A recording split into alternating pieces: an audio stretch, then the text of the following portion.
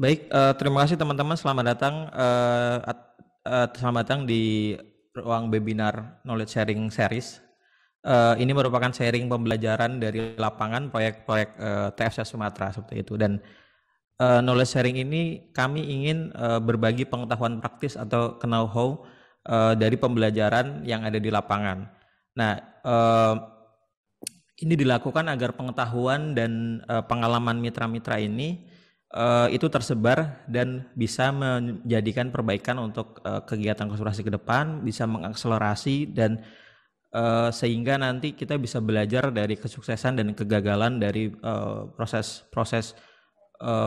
konservasi itu seperti itu, dan sehingga nanti ada efektivitas dan efisiensi dari pelaksanaan kegiatan konservasi seperti itu. Nah, kali ini kita untuk series yang pertama ini kita akan membahas tentang pemberdayaan ekonomi untuk ketahanan masyarakat kawasan penyangga Taman Nasional Waikambas. Dan ini merupakan kumpulan pembelajaran dari mitra-mitra kami, yaitu YAPK dan Unil Alert, Konsorsium Unil Alert seperti itu. Nah, mungkin tapi sebelum kita memulai diskusinya, seperti itu, izinkan saya untuk membaca kesepakatan aturan bersama dalam sharing kali ini ya. Nah, setiap pembicara akan memaparkan materinya sekitar 30 menit. Lalu kemudian setelahnya akan ada sesi diskusi kurang lebih 40-60 menit. Nah, habis itu teman-teman boleh menanyakan terkait isu yang disampaikan oleh narasumber melalui fasilitas chat seperti itu. Dan nanti saya akan memilihkan pertanyaan-pertanyaan itu dan meneruskannya kepada pembicara. Kemudian ini webinar ini akan kami rekam untuk keperluan repository knowledge kami seperti itu, dan nanti akan bisa diakses di YouTube kami. Nah, harusnya kami akan live YouTube, tapi kan ada kendala teknis, jadi nanti hasil rekaman saja yang kami publish seperti itu. Nah, sebelum kepada kedua narasumber yang sudah hadir pada hari ini, izinkan kami memberikan waktu untuk Pak Sam memberikan pengantar dalam diskusi atau knowledge sharing pada siang hari ini, Pak. Pada Pak Sam, dipersilahkan, Pak. Terima kasih Yuda sebagai fasilitator ya knowledge sharing pada siang hari ini. Bapak Ibu sekalian, Assalamualaikum warahmatullahi wabarakatuh.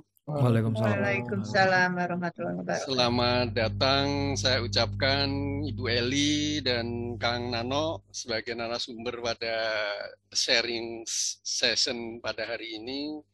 Bu Eli dari Unila ya, Kang Nano dari YAPK. Sudah jelas keahlian mereka berdua. Saya pikir saya tidak perlu. Nanti mungkin Yuda akan memperkenalkan Bapak Ibu narasumber kita pada siang hari ini. Rekan-rekan pegiat dan pencinta konservasi, saya kira ini program ini sangat penting ya. Ini pembelajaran dari apa yang kita laksanakan di lapangan. Jadi ini pembelajaran dari lapangan. Kalau topik pada hari ini adalah program pengembangan produk ekonomi kreatif dalam mendukung wisata berkelanjutan di Desa Penyangga Taman Nasional Waikambas. Ini mungkin penting ya sebagai referensi dan pembelajaran untuk kegiatan-kegiatan mendatang ataupun untuk pengembangan kebijakan bagi pemerintah. Dan juga pengetahuan bagi publik mengenai kegiatan-kegiatan konservasi dengan menggunakan instrumen ekonomi di level masyarakat.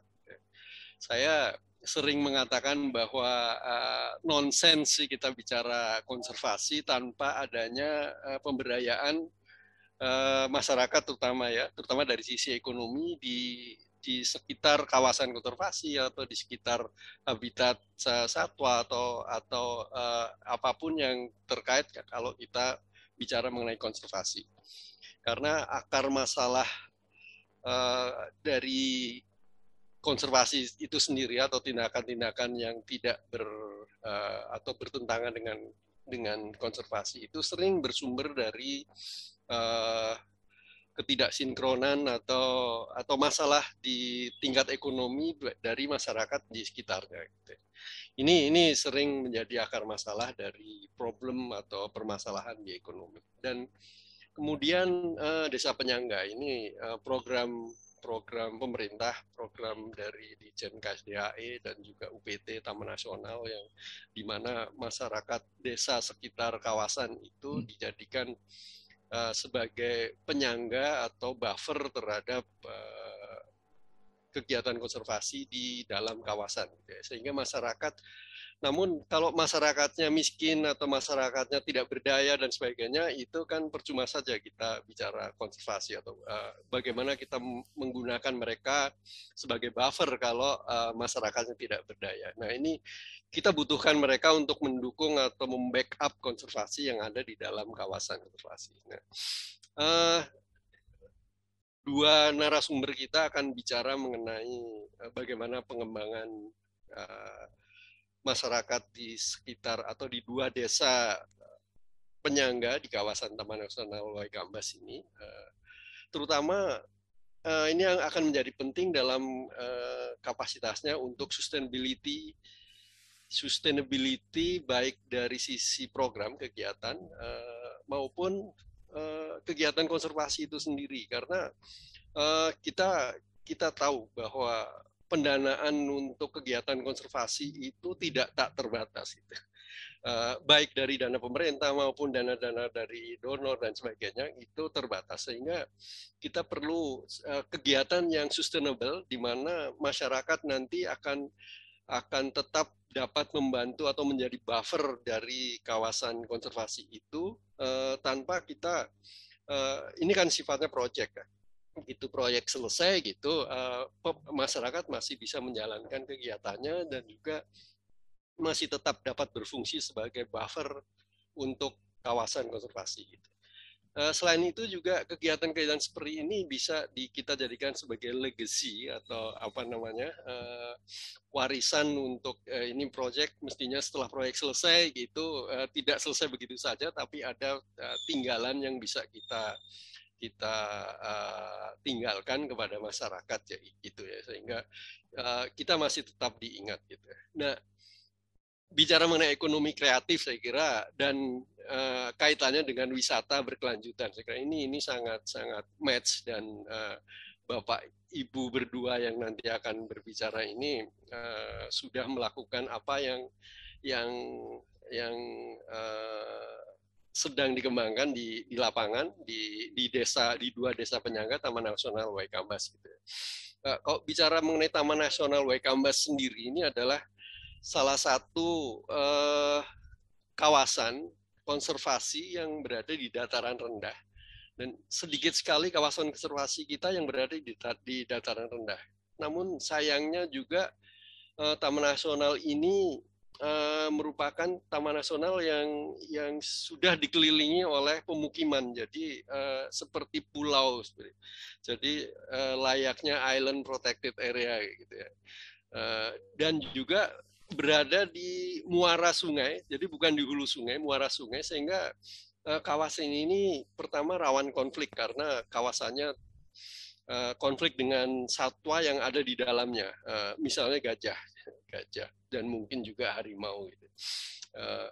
Kemudian rawan kejahatan karena dikelilingi oleh pemukiman gitu ya. Kejahatan atau tindak pidana konservasi seperti perburuan, perambahan kawasan dan sebagainya gitu ya. Sehingga peningkatan sosial ekonomi masyarakat sebagai buffer tadi ya, buffer itu juga untuk mencegah kejahatan, untuk mencegah konflik dan sebagainya, sehingga dapat meredam potensi kejahatan terhadap keanekaragaman hayati di kawasan Taman Nasional Waikambas gitu. Itu sih kira-kira yang mungkin tujuan kita dari proyek yang dilakukan oleh dua narasumber kita pada siang hari ini gitu.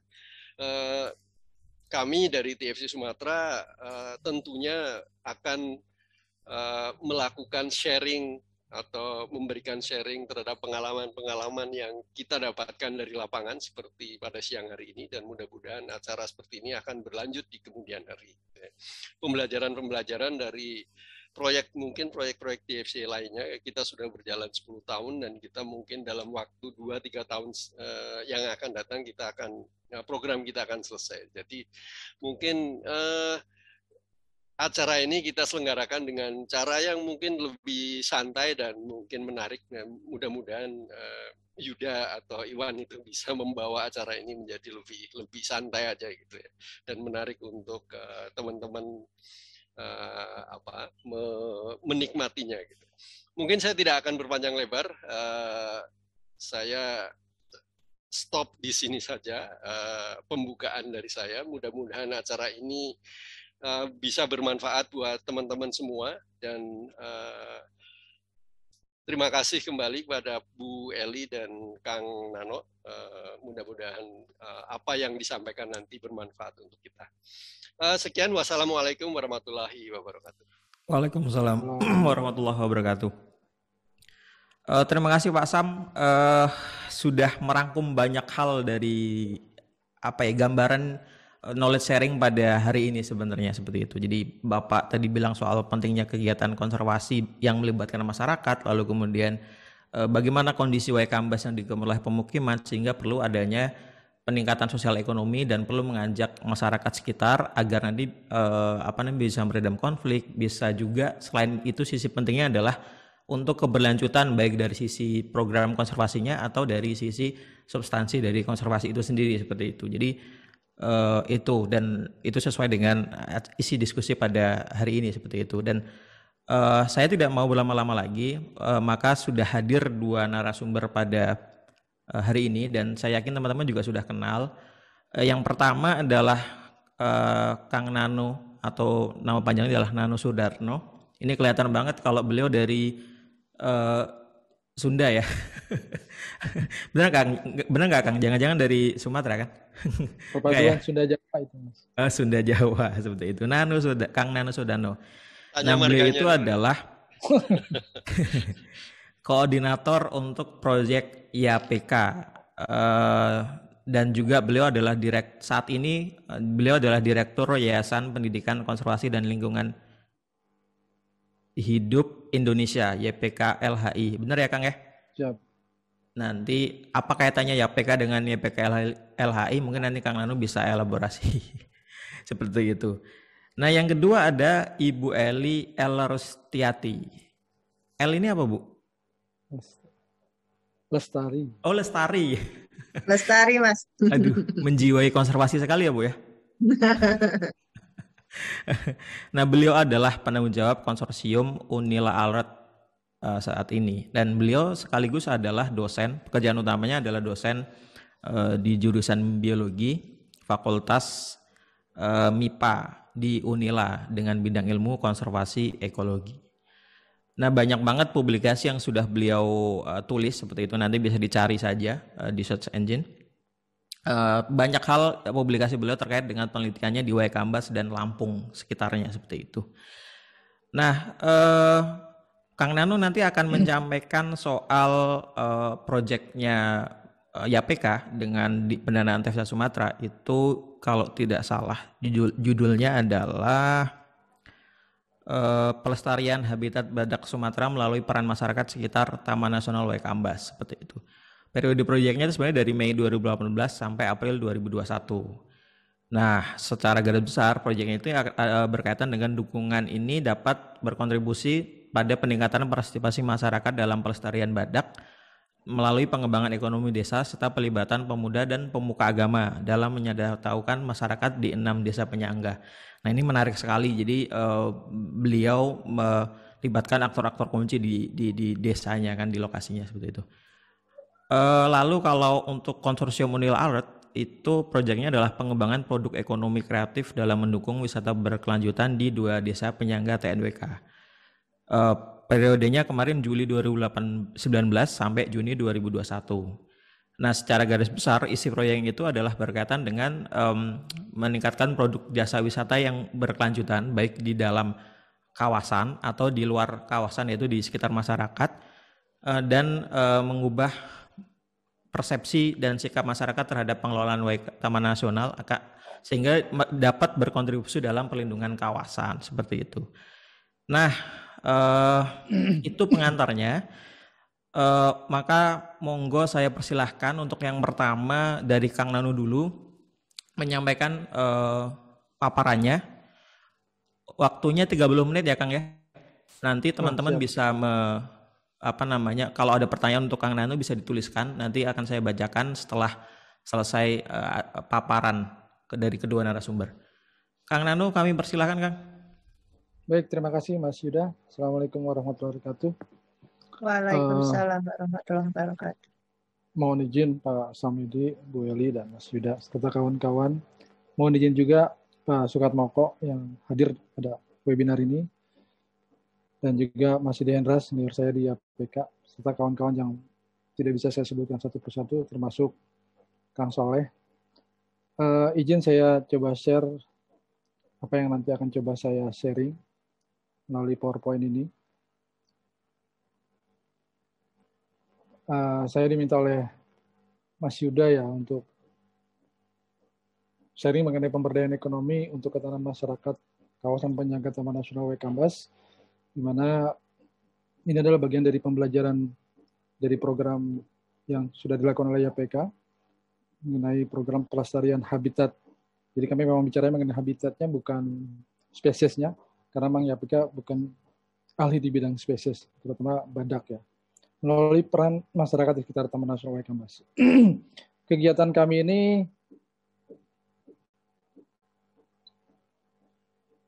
berada di 6 desa, dimulai dari bulan Mei 2018 dan berakhir kemarin di bulan April 2021. Jadi ada 6 desa yang kami dampingi. Pertama adalah Desa Laburan Ratu 9, kemudian di sini ada Desa Laburan Ratu 6, ada Laburan Ratu 7, Braja Yekti, Braja Luhur, dan juga Sukorahayu. Sebetulnya untuk Laburan Ratu 9, 7, dan Braja Yekti ini pernah kita dampingi sebelumnya di tahun 2016 sampai tahun 2018. Nah, programnya ini memang kita bagi menjadi 2 komponen. Yang pertama adalah bicara mengenai peningkatan ekonomi, dan yang kedua bicara mengenai pelibatan masyarakat. Bicara mengenai peningkatan ekonomi, kita mulai dari analisa dulu mengenai potensi sumber daya alam yang ada, khususnya di 3 desa yang baru. Kemudian bicara mengenai analisa kelembagaannya dan kebijakannya. Kemudian juga bicara mengenai membangun dulu Demplot sebelum kita meningkatkan menjadi pengembangan usaha ekonomi bagi ketiga desa di sekitar Waikambas. Nah, baru kita bicara mengenai pelibatan. Kita juga melakukan kajian pengetahuan dulu, yaitu CAP Survey atau Survey CAP, Knowledge, Attitude dan Practice atau pengetahuan, sikap, dan tindakan. Untuk 6 desa ini, kemudian kita lakukan kegiatan penyeratawan, kita melakukan kegiatan penyuluhan-penyuluhan, dan kita melakukan kegiatan integrasi beberapa regulasi desa, regulasi untuk dokumen pembangunan desa. Bicara mengenai peningkatan ekonomi dan juga pelibatan masyarakat, YPK tidak berdiri sendiri, dan walaupun ini program YPK didanai oleh TFCA, tapi kami tidak akan mungkin bisa selesai atau menyelesaikan beberapa kegiatan tanpa dibantu oleh kawan-kawan, khususnya dari staf Taman Nasional Waikambas. Teman-teman penyuluh dari mulai proses awal sampai akhir sangat membantu. Kemudian di tingkat lapangan juga kami melakukan beberapa kolaborasi termasuk dengan kelompok-kelompok, baik itu kelompok masyarakat mantan pelaku ilegal, kemudian juga alim ulama, sekolah-sekolah, dan teman-teman generasi muda. Bicara mengenai peningkatan ekonomi, kita coba dari mulai pembangunan Demplot dulu. Ada beberapa jenis usaha yang memang mereka memilih sendiri setelah kami melakukan kajian. Jadi setelah kami melakukan diseminasi, mereka menentukan bahwasanya hasil diseminasi kami dari kajian-kajian yang sudah dilakukan, kita memberikan gambaran bahwasanya potensi desa Bapak adalah A, B, C, D, E. Nah, mereka memilih. Tapi salah satu syarat dalam diseminasi tersebut, kami minta ada 1 slot untuk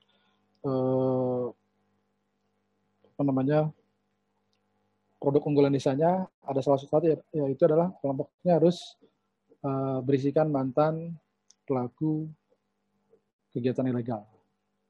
Jadi kita koordinasi dengan pihak aparatur desa untuk menghimpun masyarakat dan berkelompok. Kegiatannya diantaranya adalah pembuatan pupuk organik, kemudian budidaya ikan air tawar, dan peternakan unggas atau ayam. Kemudian kalau untuk pelibatan masyarakat yang kami lakukan, ini dari mulai kegiatan kunjungan sekolah-sekolah atau school visit, ini melibatkan teman-teman penyuluh, kemudian juga teman-teman kader konservasi yang akhirnya membentuk menjadi sebuah lembaga, menjadi Himpasat atau Himpunan Masyarakat Peduli Satwa Dilindungi. Kita juga koordinasi dengan beberapa sekolah dan dinas. Kemudian untuk ke kalangan jamaah sholat Jumat, kami juga melakukan kolaborasi dengan teman-teman Ustadz dan juga MUI setempat. Dan ketika kita bicara mengenai integrasi kegiatan-kegiatan yang mendukung pelestarian Taman Nasional Waikambas ke dalam dokumen pembangunan desa, kami juga berkolaborasi dengan beberapa pihak, baik dari kalangan akademisi, teman-teman IPB, PM4W, dan juga teman-teman dari TPP, Tenaga Pendamping Profesional di tingkat provinsi, yang dimana TPP ini membawahi teman-teman pendamping desa, atau PLD, pendamping lokal desa. Kemudian ini kegiatan detailnya untuk kunjungan sekolah. Dari 6 desa ini kita melakukan beberapa kali kunjungan sekolah, termasuk di sini sebelum kita melakukan kegiatan, kita melakukan pre-test, dan setelah melakukan kegiatan kita juga melakukan post-test. Hasil kegiatan, nah untuk bicara mengenai pengembangan usaha ekonomi bagi masyarakat di 6 desa ini, ada 3 desa yang memilih untuk usaha pengembangan pupuk kompos. Di antaranya adalah Desa Laburan Ratu 6, Desa Laburan Ratu 7, dan juga Desa Labuan Ratu 9. Jadi 3 desa ini, setelah mereka memilih untuk fokus untuk pengembangan usahanya di bidang pupuk kompos, dalam proses perjalanannya mereka juga kita coba fasilitasi untuk membentuk semacam kesepakatan kerjasama. Sebetulnya ini bagian dari inisiasi kalau dalam Undang-Undang Desa adalah Badan Kerjasama Antar Desa atau kerjasama antar desa, itu ada di Undang-Undang Nomor 6 Tahun 2014 tentang desa. Nah, mereka selalu bertemu setiap bulan, 3 bulan sekali gitu. Mereka membahas mengenai supaya ketika penjualan mereka nggak bersaing mengenai harga, jadi ada harga dasar yang memang mereka sepakati. Kemudian kita juga membantu ketiga kelompok ini, selain pembinaan kelompok, kita juga membantu untuk produknya kita lakukan uji di laboratorium, hingga ketiga kelompok ini masing-masing memilih, 2 kelompok memilih untuk dilegalkan menjadi sebuah firma, yaitu mereka memiliki badan hukum atau persekutuan komandeter, CV. 1 desa di Desa Labuan Ratu 9 itu lebih memilih menjadikan sebagai Posyantekdes atau pos pelayanan teknologi desa. Dan dia akan diarahkan menjadi salah satu badan usaha milik desa di Labuan Ratu 9, produk-produknya. Ini contoh hasil lab dari ketiga desa, maksudnya pupuk yang diproduksi oleh kelompok di 3 desa. Ini ada kelompok desa di Labuan Ratu 9, Ojo Makmur, ini Labuan Ratu 6, Karya Lestari, dan Bumi Sukses Mandiri di Labuan Ratu 7. Kemudian 3 desa lainnya itu memilih, kalau tadi 3 desa lebih memilih ke arah pengembangan pupuk organik, 3 desanya memilih ke pengembangan perikanan air tawar. Mereka juga kita coba fasilitasi untuk bekerja sama, bagaimana kesulitan dalam memperoleh pakan, kemudian harga jual yang memang kadang-kadang fluktuatif. Kalau lagi turun bisa sampai lele itu per kilonya bisa di bawah 12.000, tapi kalau lagi bagus bisa sampai 15.000. Nah, ketiga kelompok ini kita coba untuk keberlanjutannya kita coba legalkan juga kelompoknya menjadi sebuah perkumpulan, dan itu sudah di-SK-kan oleh notaris dan mendapatkan SK dari Kemenhumkam, karena memang salah satu prasyarat dari Dinas Perikanan Lampung Timur, kelompok yang nanti akan dibina oleh dinas atau dalam hal ini adalah kabupaten, itu harus memiliki legalitas yang di-SK-kan oleh Kemenhumkam. Jadi ketiga kelompok ini kita coba fasilitasi menjadi sebuah perkumpulan, dan menariknya di kelompok Catfish Timur ini atau kelompok yang ada di Desa Labuan Maringgai, karena memang anggota kelompoknya juga ada atau berasal dari desa sebelah yaitu Margasari, seiring berjalan kalau jumlah kelompoknya makin membesar sehingga mereka ketika akan dilegalkan menjadi sebuah perkumpulan mereka terbagi menjadi tiga divisi. Jadi ada yang khusus untuk budidaya, ada yang khusus untuk pemasarannya, dalam arti kata termasuk juga untuk alat-alat tangkapnya, dan yang ketiga adalah untuk produksinya. Di sini ada perkumpulan dari Catfish ini menjadi perkumpulan Rahayu Margo Ayem, kemudian perkumpulan Catfish Timur Rahayu, dan perkumpulan Sukamarga Maju Jaya.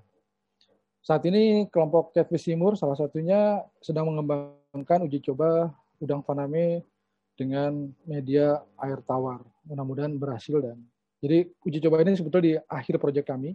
Jadi kami baru setelah selesai proyek mereka coba untuk menguji coba, kita dukung. Terakhir masih berjalan. Mudah-mudahan saya belum dapat update minggu ini apakah kemarin sukses dan mau dikembangkan di tempat-tempat lain, maksudnya di kelompok-kelompok lainnya di Desa Sukarahayu maupun di Margasari. Dan ada satu kelompok lagi yang memang walaupun desanya masih di 6 desa ini ada satu kelompok yang berbeda untuk jenis usahanya, yaitu mengenai kelompok peternakan. Ini kelompok ternak ini ada di Desa Brajaluhur. Jadi Brajaluhur selain ada kelompok perikanan juga ada kelompok peternakan. Jadi mereka awalnya hanya membesarkan ayam kampung, menjadi ayam pedaging maksudnya, tapi bukan broiler tapi ayam kampung. Kemudian berkembang mereka memproduksi juga DOC, karena pembelajarannya ketika selesai mereka membesarkan jual, mereka harus beli lagi dari Bogor. Di Lampung belum tersedia untuk DOC ayam kampung. Nah, mereka coba memproduksi dan kami bantu alat produksi DOC-nya. Terakhir, permintaan dari kepala desa untuk dibantu kelompok dari program kita ini yaitu untuk produksi telur bebek. Jadi kemarin terakhir di bulan Februari 2021 kami bantu juga beberapa ekor bebek untuk produksi telur bebeknya. Ini kita juga memproduksi buku panduan untuk pengembangan usaha desa, 86 halaman, dan sudah kita distribusikan kepada teman-teman kelompok. Jadi selain pelatihan-pelatihan kami berikan, kemarin ada beberapa kegiatan pelatihan yang memang karena kondisi pandemi tidak bisa diselenggarakan secara tatap muka, kami mohon izin kepada pihak TFCA untuk menjadikan sebuah buku. Sehingga ini kita produksi dan kita distribusikan kepada setiap kelompok.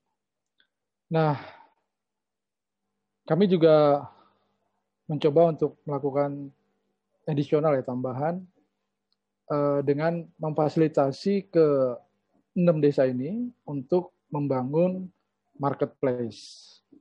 Jadi kita harapannya sebetulnya keberlanjutan program ini selain produk-produk yang dihasilkan oleh kelompok dampingan YPK dan Taman Nasional, tapi ada semacam marketplace yang juga bisa membantu penjualan produk-produk yang ada di desa tersebut. Makanya kita coba inisiasi marketplace di setiap desa dan kita komunikasikan kepada pihak desa agar pengelolanya adalah orang yang ditunjuk dari pihak desa.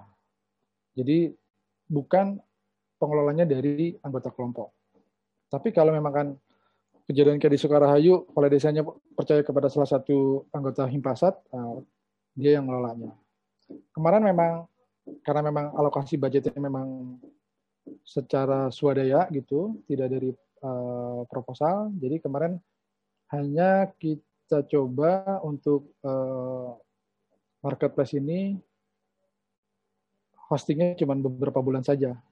Jadi mungkin kalau sekarang teman-teman klik www.plangijomart.com, mungkin yang keluar bukan www.plangijomart.com, tapi mungkin toko-toko LA, tapi ada tulisan Pelangi Jawa Martnya juga itu.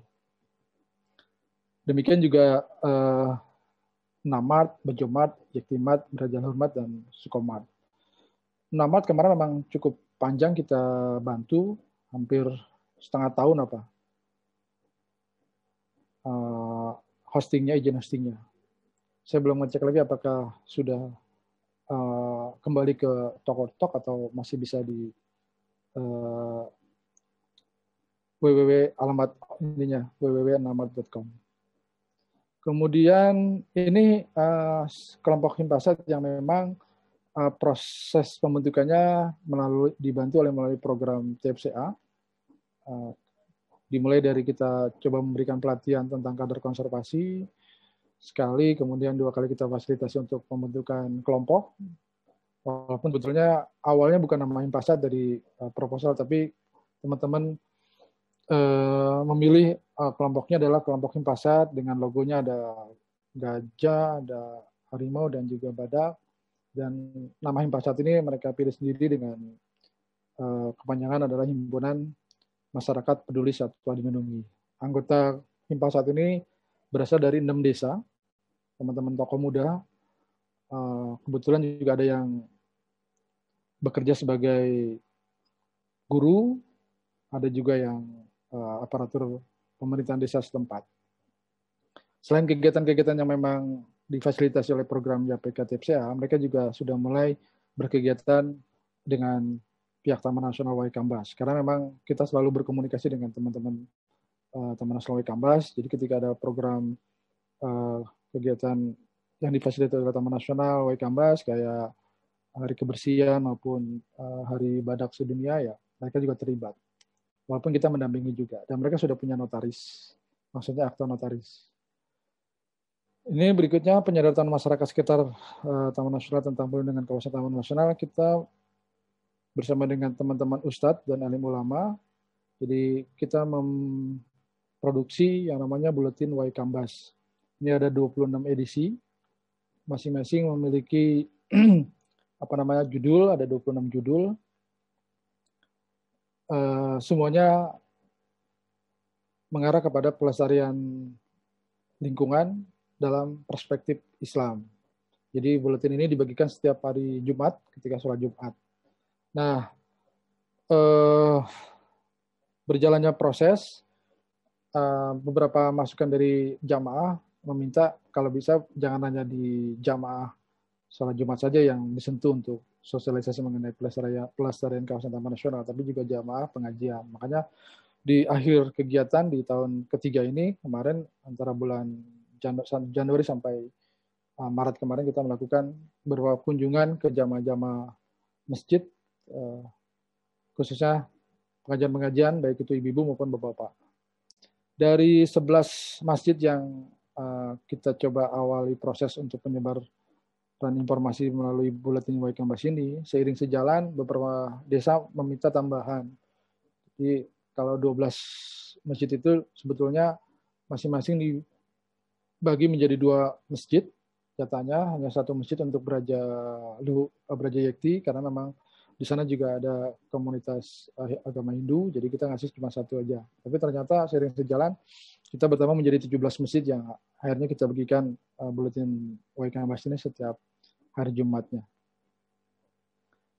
Kemudian ini mengenai integrasi kegiatan-kegiatan yang mendukung perlindungan Taman Nasional Waikambas ke dalam dokumen pembangunan desa. Kita mulai dari beberapa pelatihan yang difasilitasi oleh teman-teman akademisi, kemudian ada pendampingan juga.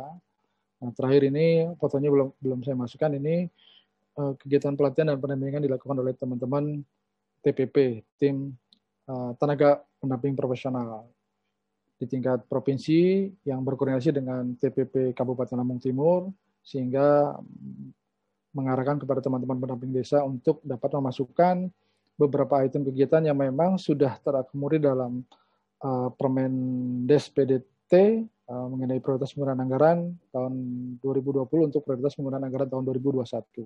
Di 6 desa ini sudah ada beberapa item kegiatan yang memang mendukung pelindungan Taman Nasional Waikambas sesuai dengan aturan yang memang dipergunakan oleh teman-teman pemerintahan desa.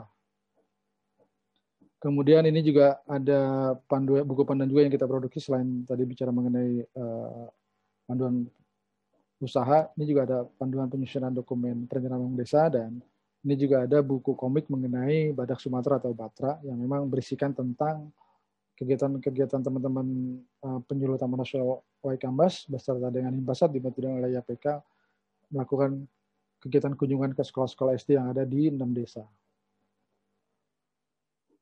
Nah, karena memang YPK bagian dari sebuah kolaborasi di rumah YPK, di mana ya di rumah YPK ini ada perkumpulan YPK, ada yayasan YPK, juga ada PT. Maka ketika kita melakukan kegiatan pun kita melakukan kolaborasi, baik itu di tingkat kelompok masyarakat, dengan pemerintahan desa, awalnya dengan teman-teman penyuluh ya, dengan teman-teman Taman Nasional, kemudian dengan tokoh-tokoh muda, alim ulama, guru, dan kita juga berkoordinasi dengan Dinas PMD Lampung Timur mengenai integrasi kegiatan-kegiatan pembangunan desa yang mendukung program pelaksanaan Taman Nasional Waikambas, sehingga TPP kemarin juga sempat berkomunikasi dengan Pak Kadisnya, Pak Yudi. Nah, selain apa yang sudah dilakukan oleh kami sesuai dengan proposal, kami juga melakukan koordinasi dan kolaborasi dengan beberapa mitra. Rupanya di Taman Nasional Waikambas ini cukup banyak mitra. Mereka lebih dulu ada dibandingkan YPK, ada WCS, ada YABI, ada ALERT, ada PILI, ada UNILA, dan ada banyak lagi yang belum saya dapat sebutkan satu persatu. Apalagi sekarang sudah mulai cukup banyak dengan hadirnya program dari ACB. Nah, ini FGD tahun 2019, di akhir 2019 ini masih kepala balainya masih yang lama. Ini membahas mengenai bagaimana mitra bersama dengan pemerintah daerah juga bisa berkolaborasi mendukung program-program Taman Nasional Waikambas. Nah, ini yang kemarin di Desember 2020, setahun kemudian ya. Padahal selama proses setahun kemudian ini kita setiap 3 bulan sekali kita melakukan pertemuan. Alhamdulillah Taman Nasional memfasilitasi, yang paling sibuk sebetulnya Pak Sukatmoko itu banyak sekali membantu teman-teman mitra untuk memfasilitasi pertemuan. Nah, tanggal 23 Desember kemarin kita coba bersama para pihak untuk melakukan kegiatan pameran virtual. Jadi ada seminar juga, kemudian juga ada pameran juga. Ini cukup banyak juga yang terlibat, baik itu dari provinsi, kabupaten, dan teman-teman mitra. Tuan rumahnya adalah Taman Nasional Waikambas. Juga ada kegiatan ngopi hutan konservasi atau ngobrol pintar mengenai hutan konservasi, ini juga masih berjalan. Jadi memang kolaborasi masih dalam proses dibangun di Taman Nasional Waikambas. Mudah-mudahan ini terus berjalan dan tidak putus di tengah jalan.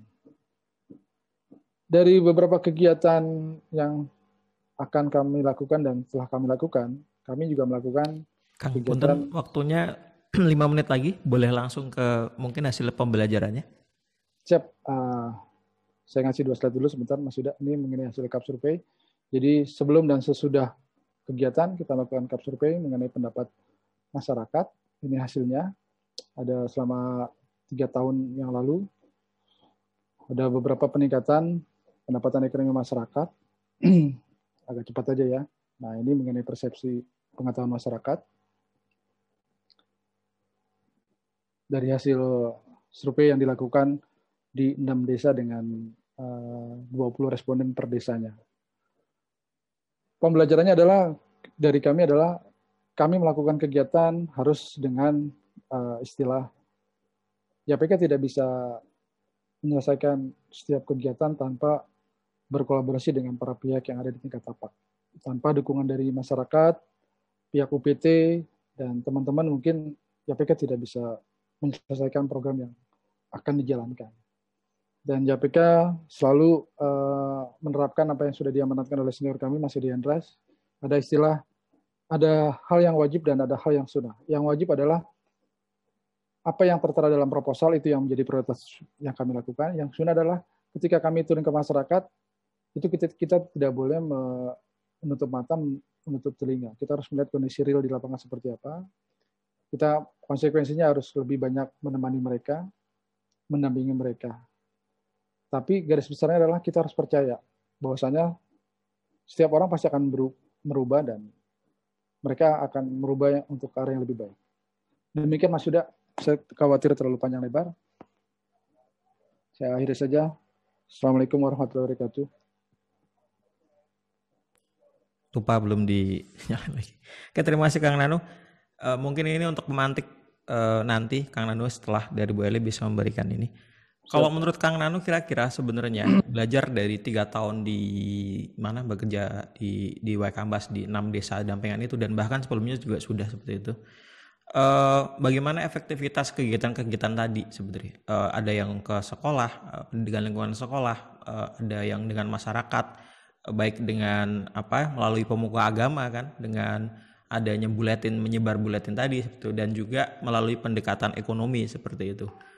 Nah, bagaimana Kang Nanu melihat efektivitas ini? Apakah di antara situ kegiatan-kegiatan itu ada yang paling efektif dan mana yang mungkin harusnya ini tidak terlalu efektif, atau bagaimana perbaikan nanti ke depan sebenarnya? Kan kita juga belajar dari kegagalan kita yang lampau atau dari kesuksesan itu seperti itu. Dan terakhir mungkin bagaimana integrasi dari kegiatan-kegiatan yang sudah dilakukan YPK ini itu kontribusinya untuk pelestarian TNWK itu seperti apa sih sebenarnya dari semua itu? Apakah misalkan dengan adanya peningkatan ekonomi itu misalnya, atau dengan membuat kelompok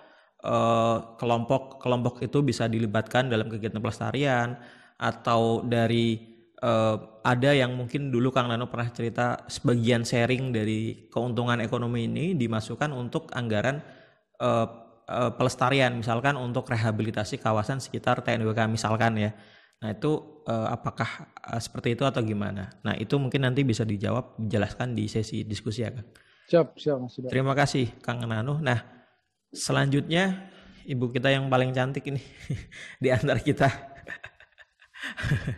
Bu Eli, Bu. Kaum minoritas ini. Waduh, ini nggak ada gender bias ya.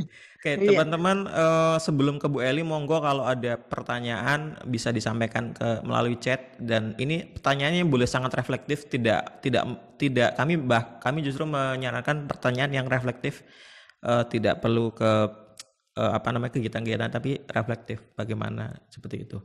Nah, silakan monggo melalui chat. Oke, Bu Eli, kami persilahkan 30 menit ya, Bu ya. Yeah. Tolong diingatkan kalau saya kebablasan. Siap. Kebiasaan ini. Assalamualaikum warahmatullahi wabarakatuh. Waalaikumsalam warahmatullahi wabarakatuh. Tapi pun. Ya pun. Kalau di Lampung itu salam gimana, minta Bu, izin jawabnya? untuk bicara, Mas. Harus dijawab ya pun. Oh, ya pun. Oke. Ya, saya ulang ya. Tapi pun. Ya pun. Ya, artinya saya sudah dipersilakan bicara. Mohon izin. Ya, selamat siang. Mohon izin saya memperkenalkan diri. Saya Eli Lestari Rustiati. Saya dosen pada jurusan Biologi Fakultas Matematik Ilmu Pengetahuan Alam di Universitas Lampung. Dan sekaligus saya sebagai penanggung jawab konsorsium Unila Alert di bawah program TFCA. Pak Samedi, terima kasih. Mas Yuda, Mas Nano, Mas Iwan, Mbak Ika, dan semua teman-teman yang ada di sini. Mohon izin saya untuk share, ya. Oke. Nih, kalau saya karena terbiasa jadi guru, jadi saya lebih menggunakan gambar supaya mahasiswanya tidak mengantuk. Ini kebetulan sebagian mahasiswa saya ada di sini. Oke. Sesuai dengan permintaan dari Mas Yuda, saya diminta untuk bercerita bagaimana membangun ekonomi kreatif, mendukung karya masyarakat, dan sekaligus mendukung kelestarian gajah Sumatera di Taman Nasional Waikambas. Jadi melalui program pengembangan produk ekonomi kreatif dalam mendukung wisata yang berkelanjutan di 2 desa penyangga, kami, Konsorsium Unila Alert, di bawah program TFCA Sumatera, mencoba untuk melaksanakan pemberdayaan masyarakat di 2 desa, yaitu Desa Braja Harjosari dan Labuan Ratu 7, di mana kami menggunakan pendekatan secara tidak langsung mitigasi konflik gajah manusia berbasis masyarakat. Mengapa demikian? Karena 2 desa yang kami pilih ini adalah 2 desa yang mempunyai keunikan, satu berbatasan langsung dengan kawasan Taman Nasional Waikambas, dan yang kedua mereka merupakan desa yang terdampak KGM atau konflik gajah manusia. Seperti yang kita lihat di gambar ini, di sebelah bawah adalah Desa Braja Harjosari. Kemudian di sebelah atas, ini adalah kawasan konservasi Taman Nasional Waikambas yang hanya dipisahkan oleh sungai selebar kurang lebih 6 meter, ya, rata-rata 6 meter, Sungai Waipenet. Sehingga ini aksesnya sangat mudah. Dengan kita bisa melihat di sini dengan kapal kecil, kita bisa menyeberang, dan ini akses baik bolak-balik, artinya 2 arah. Akses dari masyarakat, tidak harus dari masyarakat dari Braja Harjosari atau Labuan Ratu 7, mungkin orang yang masuk ke Taman Nasional Waikambas melalui akses ini juga sangat mudah. Sebaliknya satwa, terutama gajah, itu sangat mudah menyeberang masuk ke Desa Braja Harjosari. Demikian juga di Labuan Ratu 7, batasnya justru langsung, tidak ada batas sungai, tapi lebih dibatasi oleh kanal penghalang untuk masuknya gajah Sumatera liar yang ke desa atau ke pemukiman. Sehingga di sini desa ini hampir setiap hari dulu ini dikunjungi oleh kelompok-kelompok gajah. Pada saat kami awal melakukan kegiatan ini adalah salah satu kunjungan yang kami lakukan. Jadi tadi malamnya, hari ini kita berkunjung, kebetulan ada kelompok gajah yang masuk ke perkebunan pisang dari masyarakat di Braja Harjosari. Ini adalah dengan kepala desa pada waktu itu, Bapak Misbakul Munir. Kami diajak dan mereka masih menyatakan, syukur Ibu, ini tidak habis karena kami berhasil menghalau kelompok gajah ini sehingga pisangnya masih bisa diselamatkan. Tetapi mereka juga menyampaikan kalau belum habis, nanti malam mereka mungkin akan datang lagi. Jadi mereka akan berjaga lagi sehingga hal ini bisa terjadi pada setiap malam di musim panen. Itu seperti itu. Jadi kunjungannya itu mereka sudah terjadwal, gajah-gajah ini. Kemudian kami juga mengajak mereka untuk duduk bareng, ngobrol, pendekatannya apa nih? Terus kira-kira apa ya yang harus kita lakukan? Jadi ketika kami ngobrol, diskusi, mereka menyatakan bahwa sebetulnya kami ini hanya ingin dalam menghadapi KGM ini, mereka paham bahwa gajah dan manusia harus berdampingan. Gajah dan manusia tidak bisa saling menyingkirkan. Jadi bagaimana caranya? Nah, ketika kami melakukan obrolan dengan beliau hanya mengatakan, Ibu, kalau kami gagal panen karena sudah dipanen duluan oleh gajah Sumatera liar, maka ataupun dirusak sehingga tidak jadi panen, maka kami membutuhkan kegiatan ekonomi yang bisa mendukung dan memenuhi kebutuhan keluarga sehari-hari. Lalu kira-kira apa ya? Kami kemudian melakukan penyusuran atau asesmen bareng-bareng dengan mereka. Ternyata kami keliling desa di 2 desa ini. Salah satu yang menarik adalah bahwa yang terlihat seperti sangat biasa, ternyata menjadi potensi yang sangat luar biasa. Contohnya adalah potensi lokal. Jadi kami memang menekankan kepada teman-teman di 2 desa ini, apa yang kita punya. Ternyata mereka punya potensi budaya. Budayanya apa? Misalnya di Brajarjosari mereka ada masyarakat Bali. Kemudian di Labuan Ratu 7 mereka punya kekuatan budaya Lampung. Kemudian kehidupan sehari-hari. Mereka makan tiwul. Mereka membuat makan dengan keripik pare. Itu hal yang sangat biasa, tetapi kemudian apa yang bisa kita lakukan di situ.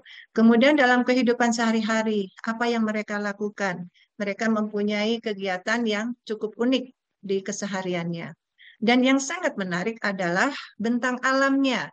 Ini seperti di Brajaharjosari, tadinya tidak terbaca, tapi kemudian saat matahari tenggelam, saat matahari terbit, itu menjadi sesuatu yang luar biasa.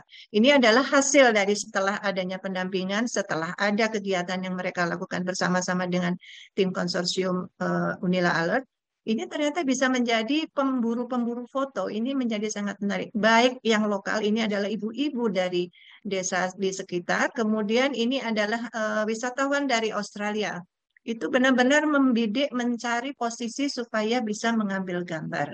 Nah, kemudian di Labuan Ratu 7 demikian juga. Ini adalah batas luar desa dengan kawasan. Ternyata mereka bisa menunjukkan, misalnya bekas-bekas gajah yang masuk, plesetan gajah, kemudian tadi seperti dengan yang di Brajarjosari, bekas-bekas dari kebun yang dirusak, itu mereka bisa menjadikan itu sebuah cerita. Nah, kemudian mereka juga punya pengrajin batik. Tadinya batiknya adalah batik motif Lampung murni. Ini adalah hasil dari pendampingan bahwa kami perkenalkan batik berbasis konservasi. Karena salah satunya kami adalah KGM, maka kami meminta, ayo kita biar jatuh cinta dengan gajah, dan ini sudah berhasil. Batik ini sudah banyak dipesan dan alhamdulillah berjalan. Nah, kemudian apa yang diinginkan masyarakat? Masyarakat di dua desa ini sama-sama, kami pengen desa kami dikunjungi. Yang mengunjungi siapa? Kalau bisa turis-turis, Bu, wisatawan lokal boleh, asing boleh. Nah, tapi tujuannya pada Brajarjosari mereka meminta lebih ke pariwisata. Kemudian kami perkenalkan dengan wisata yang ramah lingkungan atau ekowisata. Sedangkan di Labuan Ratu 7 mereka sangat menginginkan kalau orang datang ke desa saya, datanglah untuk belajar. Sehingga dua desa ini kuncinya adalah khas, ciri yang unik dari masing-masing lokasi, sehingga tidak terjadi tumpang tindih. Kemudian konsep dan ide gagasan itu dimunculkan dari konflik gajah dan manusia. Apa yang bisa kita lakukan? Masyarakat tadinya hanya berpikir kalau wisata itu produk, wisata itu menghasilkan barang, wisata itu harus membangun sesuatu. Kemudian kami memperkenalkan, mencoba tim memperkenalkan dengan ekonomi alternatif ini kita jadikan solusi, nggak perlu kita bangun-bangun yang besar-besar. Bapak punya apa? Padi. Ayo kita buat paket menanam padi. Kita punya tari Bali, ayo kita buat paket kesenian tari Bali. Mereka menggunakan pakaian tradisional Bali, belajar menggamal atau menabuh gamelan, kemudian ikut menari. Demikian juga kemudian direplikasi di Desa Labuan Ratu 7, tapi dengan tarian Lampung. Dan ini malah mereka sudah punya flash mob. Jadi setiap ada tamu, kami punya flash mob untuk menyambut tamu, kemudian menari bersama. Kemudian juga pasar tradisional. Kalau kita menanam padi, bajunya kotor, nggak punya ganti. Maka kita bawa mereka ke pasar tradisional. Di sana beli baju, sekalian minum jamu. Kadang-kadang mereka juga belanja makanan tradisional. Dan ini menjadikan pasar tradisional sebagai salah satu destinasi yang kita tidak perlu melakukan apapun, sudah menjadi sebuah keunikan. Kemudian di Labuan Ratu 7 juga misalnya pembuatan batu bata, pembuatan tahu, pembuatan keripik rebon, peyek rebon, keripik pare, banyak sekali produk-produk yang bisa di-share kepada atau dibagi kepada wisatawan, dan ternyata wisatawannya ketika kita lakukan uji coba sangat tertarik. Termasuk ini pembuatan batu bata yang tadinya dipikirnya, Bu kayak gini saya malu. Apa? Yuk kita coba. Ternyata wisatawannya sangat antusias. Jadi kemudian antara dua desa ini kita mencoba untuk adjust and adopt. Jadi diambil apa yang ada, kemudian diadopsi untuk dibuat menjadi sebuah paket untuk jadi solusi. Sehingga kedua desa ini mendapatkan produk menjadi layanan jasa. Kalaupun padinya belum panen, maka kita bisa menjelaskan bagaimana cara menanam padi, kemudian adanya kunjungan sehingga keinginan mereka dipenuhi atau terpenuhi. Sehingga kedua desa ini menggunakan program ekowisata berbasis bentang alam untuk Braja Josari dan berbasis edukasi untuk Labuan Ratu 7. Ini adalah permintaan mereka sehingga kami melakukan pemberdayaan melalui kelompok sadar wisata. Dengan demikian, untuk di Unila, kami sasarannya adalah dukungan masyarakat terhadap pengelolaan kawasan melalui kegiatan ekonomi kreatif wisata yang berkelanjutan. Karena masyarakat juga menyampaikan, saya sering masuk, dia cerita, tadinya tidak mau bercerita, tapi ketika kami mengatakan tidak apa-apa, kita belajar, kita bergeser. Persepsi tadi, sehingga mereka mengatakan, saya kan nakal, Bu, dan ini bahkan sudah disampaikan ketika mereka memberikan edukasi ke sekolah-sekolah. Mereka cerita, saya dulu nakal, saya sering masuk hutan, tapi sekarang saya tidak lagi karena saya sudah punya kegiatan yang dilakukan sekarang. Sehingga kami mengharapkan bahwa sasaran dari kegiatan ini masyarakat bukan sebagai objek, tapi masyarakat sebagai pelaku dari kegiatan ini. Kami menemani. Kemudian tujuan dari program kami secara umum adalah produk jasa atau layanan jasa, wisata berbasis bentang alam untuk Braja Josari dan edukasi berkelanjutan untuk Labuan Ratu 7. Dengan adanya kegiatan ekonomi kreatif alternatif ini, kami berharap adanya perubahan persepsi dan sikap masyarakat terhadap kekayaan dan pengelolaan kawasan, dan ini sudah terlihat misalnya alhamdulillah untuk Braja Josari sudah 3 tahun terakhir ini, terima kasih kepada Balai Taman Nasional Waikambas karena adanya RU Braja Josari bersama-sama menjaga sudah tidak ada konflik dengan gajah di 3 tahun terakhir ini. Kemudian di Labuan Ratu 7 itu masih ada, tetapi mereka sering mengirim video ke saya, Ibu ini ada gajah namanya Dugul, jangan selamat pagi, jangan rusak ya, pulang ya. Jadi mereka sudah bisa menerima bahwa saya harus berdampingan dengan gajah Sumatera. Ataupun pernah dilakukan ketika kami melakukan kegiatan, ada seorang anggota masyarakat, anggota Kodarwis yang, Ibu tadi malam sawah aku dimasukin gajah. Aduh minta maaf, jadi apa? Maaf ya Ibu ikut prihatin, nggak apa-apa. Masih ada bisa dipanen kok, 65% masih bisa dipanen. Dan ini adalah sebuah penerimaan yang luar biasa dari masyarakat yang bergerak karena mereka tahu bahwa kita ada ekonomi kreatif yang masih bisa kita lakukan. Kemudian nilai apa yang kami peroleh dalam kegiatan ini adalah bahwa masalah yang ada khususnya konflik gajah manusia itu dijadikan tantangan. Kemudian tantangan ini kita carikan solusinya menjadi peluang ekonomi. Contohnya adalah di Braja Josari, paket melihat penghalauan gajah itu pernah dilakukan karena kita ada pandemi ini ya, semua agak berhenti, tetapi paket itu banyak diminati. Kami tidak melihat secara dekat, tapi jarak jauh, maksimal hanya 2 km. Jadi kalau sudah di bawah 2 km, kami minta untuk mundur tamunya.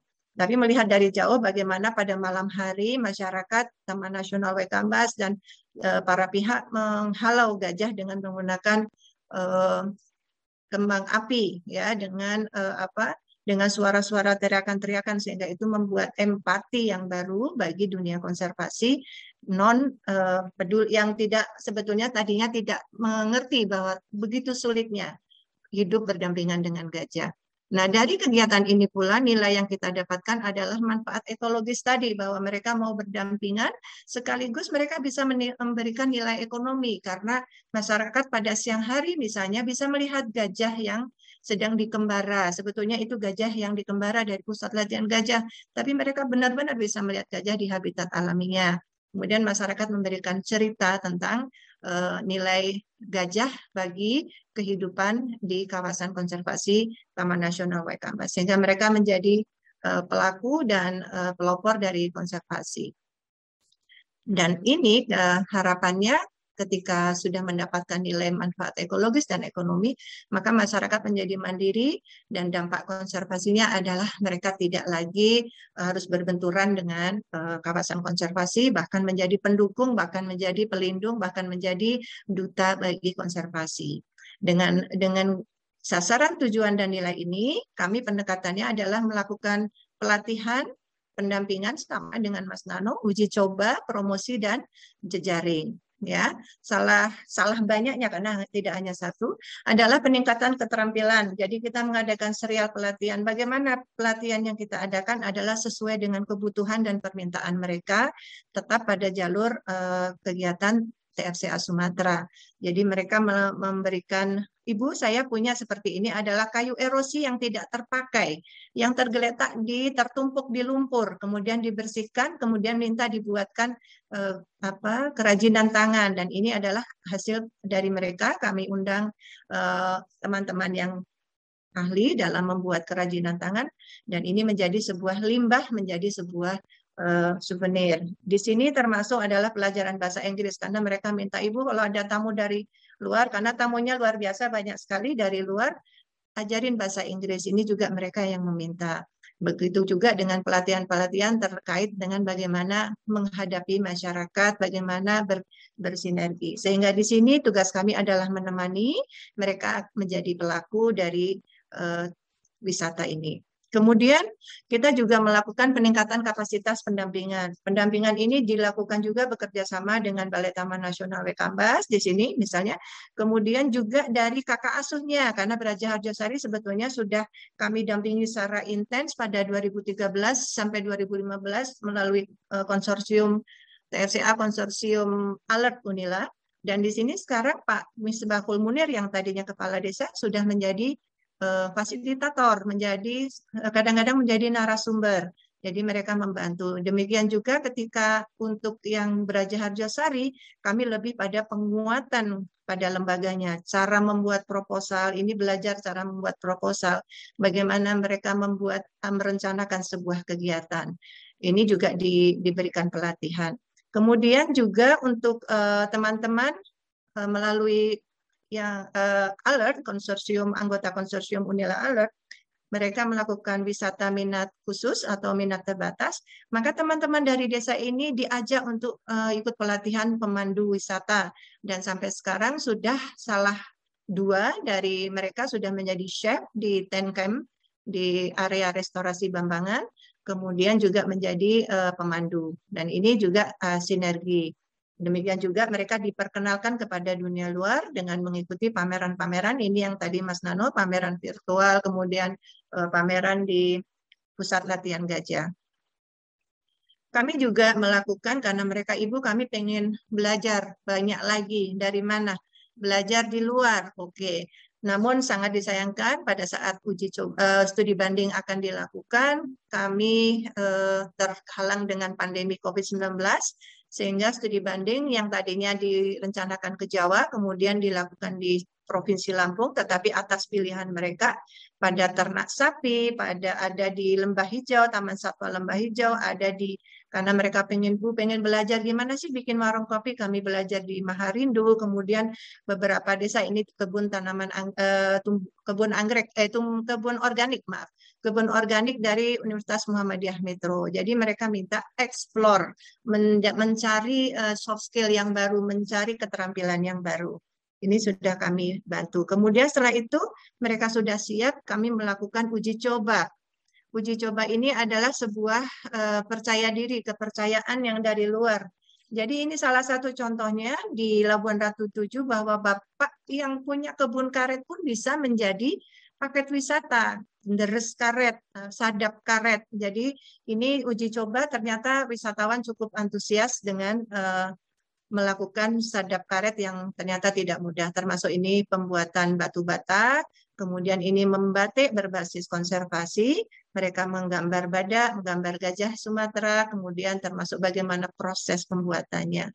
Sehingga trust dan respect yang mereka tanamkan, kemudian mendapatkan feedback dari atau masukan dari para peserta uji coba untuk bisa meningkatkan lagi, sehingga mereka mempunyai jejaring yang baru. Peserta dari uji coba ini adalah teman-teman pelaku travel agent, kemudian YouTuber, kemudian blogger, sehingga mereka membantu untuk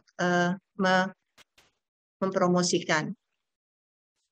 Kemudian kami juga terhalang pandemi COVID-19, sehingga paradigma normal baru harus ditanamkan. Ini sangat sulit sekali karena kami harus menggunakan, tadinya terbatas, kemudian sama sekali tidak boleh melakukan pertemuan, sehingga pelatihan dilakukan dengan memberikan pembelajaran mulai dari menggunakan Skype, kemudian menggunakan video call, menggunakan Zoom, dan harus dikelompokkan. Mereka tidak boleh paling banyak 5 orang kalau di rumah, masih didampingi oleh teman-teman, kemudian kami disatukan dalam pertemuan platform YouTube. Zoom. Jadi di sini kemudian apabila dilakukan pertemuan langsung, maka harus berjarak. Jadi ini sangat berat sekali penyesuaian ini, karena kemudian kami sempat tidak boleh melakukan kegiatan sama sekali. Kemudian banyak kegiatan dilakukan lebih di lapangan. Ini adalah seperti permintaan mereka di Labuan Ratu 7, bagaimana menyiasati penyakit hama dan tanaman. Kemudian kemitraan juga kami bangun. Kemitraan ini tidak hanya keluar, tapi ke dalam. Jadi 2 desa ini saling membantu, saling menguatkan. Salah satu contoh adalah pembuatan sabun di masa pandemi, sehingga mereka bisa menjual dengan murah kepada teman-temannya di desa. Jadi desa Labuan Ratu 7 yang biasanya diasuh oleh kakaknya Braja Josari, sekarang belajar memberi pembelajaran cara pembuatan sabun kepada teman-teman di Braja Josari. Ini sangat luar biasa karena kemitraan internal. Kemudian juga kemitraan dilakukan dengan pemerintah desa, ini dengan kepala desa, Bapak Camat, bagaimana memperkenalkan motif batik tulis berbasis konservasi. Kemudian di Labuan Ratu 7 juga sangat menarik pada saat konsorsium Alert Unila, Labuan Ratu 7 menyerahkan lahan seluas 1.250 meter persegi untuk dapat dimanfaatkan bagi kepentingan masyarakat, dan alhamdulillah dalam 2 periode ini kemudian diteruskan kami membangun rumah konservasi, diteruskan di konsorsium Unila Alert, dilakukan penguatan, kemudian perluasan rumah konservasi yang sampai saat ini sudah dimanfaatkan, dan dukungan dari para pihak termasuk dari Dinas Pariwisata Kabupaten Lampung Timur, adanya shelter, kemudian Ibu Bupati waktu itu di konsorsium Alert Unila, itu Ibu Nuni juga berkenan hadir untuk berkenalan dengan rumah konservasi. Kemudian di saat kami sudah di akhir program, masyarakat secara swadaya membangun lapangan olahraga di depan rumah konservasi ini. Artinya keberlanjutan dari kegiatan ini sangat baik. Masyarakat sangat welcome. Yang menarik adalah di sini dibangunnya sumur bor, karena di Desa Labuan Ratu 7, khususnya di Dusun Margahayu, ini tempatnya di Margahayu, mereka selalu kekeringan pada saat musim kering, sehingga keberadaan sumur bor yang dibangun oleh konsorsium Unila Alert menjadi sangat vital. Kemudian kemitraan jejaring dengan para pihak dibangun. Ini adalah sebuah pertemuan penyerahan rumah konservasi di akhir program. Ini seluruh mitra para pihak dari Balai Taman Nasional Wekambas, dari Universitas Lampung, dari desa, dari kecamatan, kemudian dari para NGO, dari teman-teman blogger dan YouTuber, kemudian pelaku travel agent hadir semua di sini, menunjukkan komitmen untuk bisa mendukung terus wisata di Desa Labuan Ratu 7 dan Braja Josari. Kemudian promosi dan perluasan jejaring ini juga dilakukan. Ini banyak, ini seperti pameran, ini dengan Bupati Lampung Timur, kemudian mereka juga melakukan wawancara dengan Radio Mandala, kemudian dengan Rumah Inspirasi Sahabat Gajah, kemudian dengan Unila, kemudian dengan LITB atau Komunitas Peduli Pariwisata Lampung. Jadi mereka melakukan, kami hanya menemani di belakang. Kemudian juga dengan Fakultas MIPA, mereka meminta ada dukungan. Kemudian ini adalah salah satu pameran di mana produk-produk dengan harimau, dengan gajah, dan badak, motif-motifnya sudah muncul. Ini sangat menarik sekali karena mereka mau melakukan. Kemudian promosi dan pemasaran juga dilakukan dengan membuat 5 menit lagi ya. Siap, ya, hampir selesai. Terima kasih. Hampir selesai. Ya. Ini promosi, kami memberikan pelatihan, tidak hanya membuatkan promo konten, tapi kami juga meminta mereka untuk belajar dan memahami. Jadi sampai sekarang masyarakat di Braja Josari sudah membuat YouTube untuk homestay masing-masing rumah. Sangat menarik sekali. Saya juga sangat senang. Jadi rumah ini rumah Bapak tapi dengan bahasa Inggris. Luar biasa sekali. Jadi apa yang mereka inginkan mereka lakukan sendiri. Kemudian di sekolah-sekolah, kami di Sekolah Alam Lampung, kemudian Global Madani, dan Yayasan Pendidikan Unila, kami diundang untuk memberikan edukasi tentang konservasi. Dan baru kemarin saya mendapatkan WA dari Pak Rofi. Pak Rofi ini Kepala Sekolah SMA Global Madani. Beliau minta, Ibu boleh nggak diadakan field trip virtual, karena kami belum boleh keluar dari sekolah.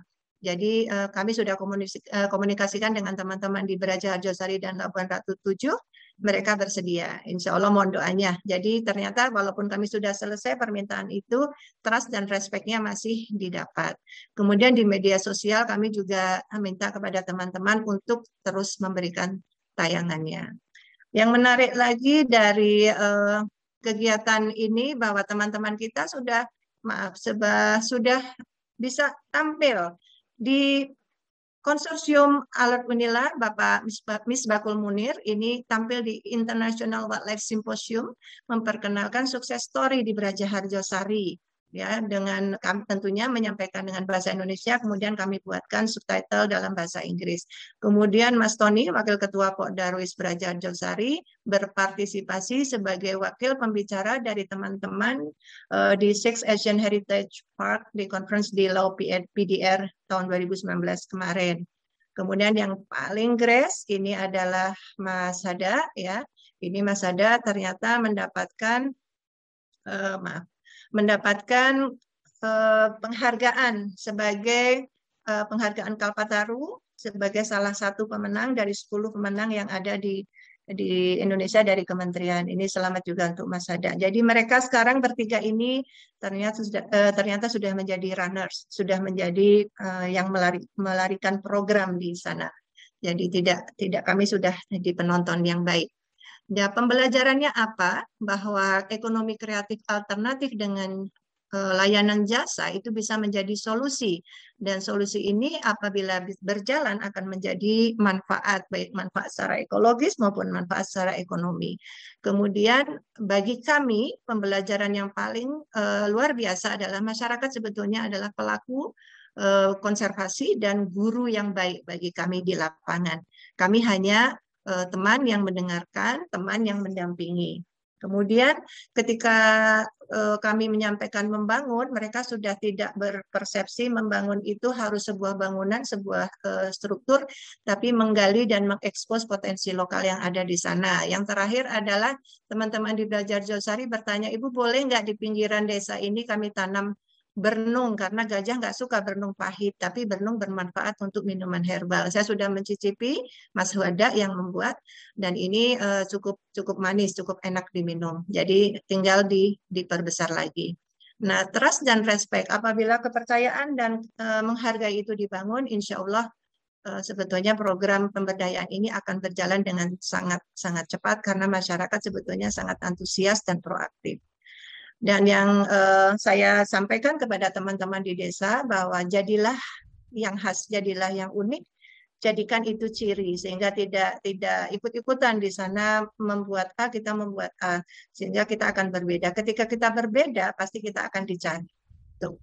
Dan replikasi atau mengulang keberhasilan itu tidak harus meniru, tapi menyesuaikan, mengambil, kemudian menyesuaikan, adjust and adopt. Sehingga kami memberikan pendampingan itu tidak harus fotokopi, copy and paste, ya. Jadi tidak dipindahkan, tetapi disesuaikan dengan kebutuhan dan potensi yang ada di desa tersebut. Demikian dari kami, terima kasih. Salam lestari dari Beraja Harjosari dan Labuan Ratu 7 beserta tim konsorsium Unila Alert, Mbak Elsa, Firna Renata, Mbak Dianeli Pratiwi, Edi Santoso, Salih Alimudin, Rizky Noviasari, Iwayan Tony Chandra, Ridho Nugraha, dan Sunandar. Wassalamualaikum warahmatullahi wabarakatuh. Waalaikumsalam warahmatullahi wabarakatuh. Terima kasih Bu. Yang terakhir tuh saya jadi ingat kata-kata Panji Pragiwaksono. Kata dia lebih baik sedikit berbeda. Itu lebih baik daripada sama seperti itu. Dan menarik tadi yang disampaikan oleh Bu Eli.